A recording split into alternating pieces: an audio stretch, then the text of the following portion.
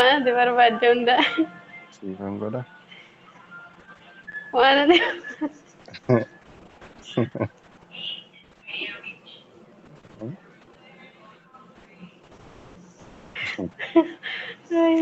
hojii keenya durga argaa kee Abgoota taanaa rakkoon qabu. daqiiqaa ja'a guute bakka viidiyoon nan cufa. Siifoo waraabaati waan barbaade naaf goota taana. Na waraabe bakka immoo taraa kee yee cufeera. Waan barbaaddu naaf goota taana siifoo waraaba. Daqiiqaa tokko qofa naa waraabe naa ergi kaafe gadda. Egaa sagalee waraabe ijoollee cumaan nagaa gaafadhuuti. Waan naaf gootaati immoo maal naaf goota. Booda siifan godhe waan dhufu.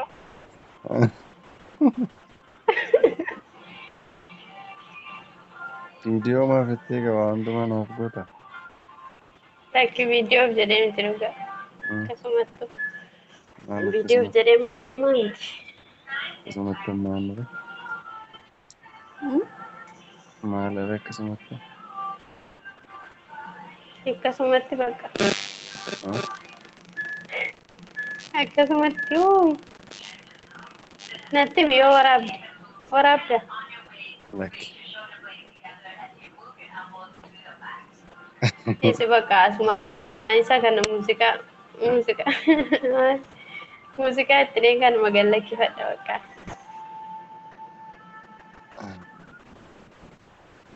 Maal jechaa ta'e?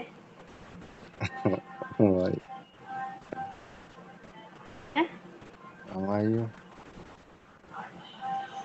Oduu.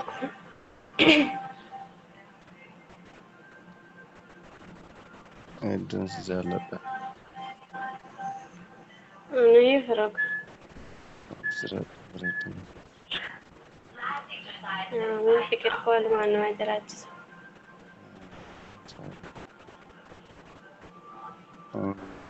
Maal jechita koy?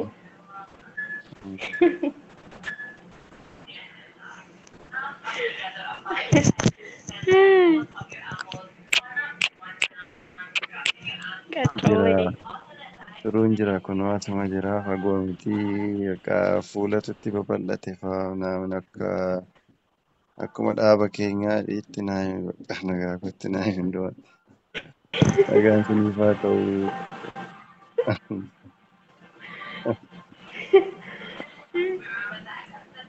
Seera nagaa gaafadhu siiresii ta'in kolfiini. Nagaan kabajamtootaa fi daawwattoota Caaloo Firiitiif nagaan keenya bakka jirtanittis naa qaqqabu. Bannee miti akkuma zayitii fi sukkaara gidduu kanaa badaa jira. Amma deebineerra gabaatti ganni deebi'eera.